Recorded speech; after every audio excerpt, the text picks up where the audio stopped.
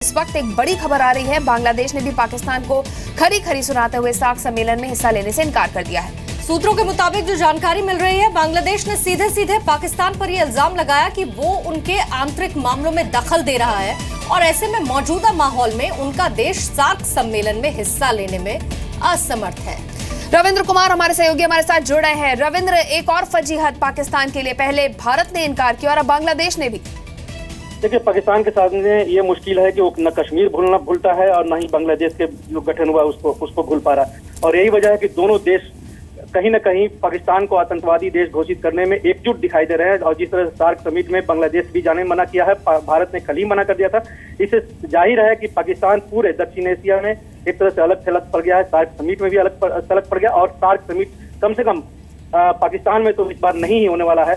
जिस अफगानिस्तान, बांग्लादेश, भूटान और भारत, ये चार ऐसे देश है जो इस्लामाबाद नहीं जाना चाहते हैं। कहीं न कहीं पाकिस्तान लेकिन कोई बड़ी बात नहीं है कि कुछ और देश भी अब सामने आ जाए, क्योंकि आतंकवाद का एक ऐसा मसला जिसे पाकिस्तान को तमाम देशों ने घेरा था पाकिस्तान को इस मसले पर लेकर, और अब सार्क सम्मेलन का मसला, पहले भारत, बांग्लादेश, हो सकता है कुछ और देश साथ आए।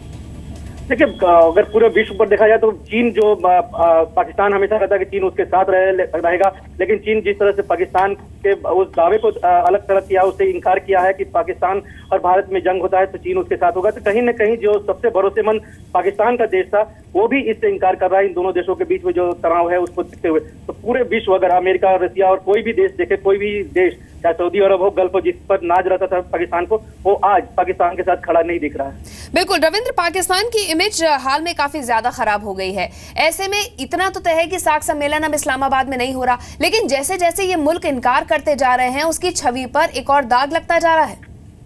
जाहिर तौर पर पाकिस्तान न सिर्फ आतंकवाद की फैक्ट्री है बल्कि एक्सपोर्ट भी कर रहा है, जैसा कि प्रधानमंत्री नरेंद्र मोदी ने कालीकट में भी कहा और सुषमा स्वराज ने यूएन में कहा। तो ये सभी देश आज के हालात में कम से कम ये मानने को तैयार हो गए हैं, जो कल तक इनकार कर रहे थे, कि पाकिस्तान ही वो देश है जो पूरे विश्व में आतंकवाद फैला रहा है और वहीं से आतंकवादी पूरे विश्व में जाकर आतंकवाद फैला रहे हैं। तो कहीं न कहीं पाकिस्तान के लिए फजियत न सिर्फ सार्क बल्कि यूएनओ और पूरे विश्व उससे अलग थलग दिख रहा है। और ऐसे हालात में पाकिस्तान को अब समझना होगा कि आज के डेट में उसके साथ कोई नहीं, और जो भारत कह रहा है उससे हर हाल में इनकार, उसे मानना ही पड़ेगा।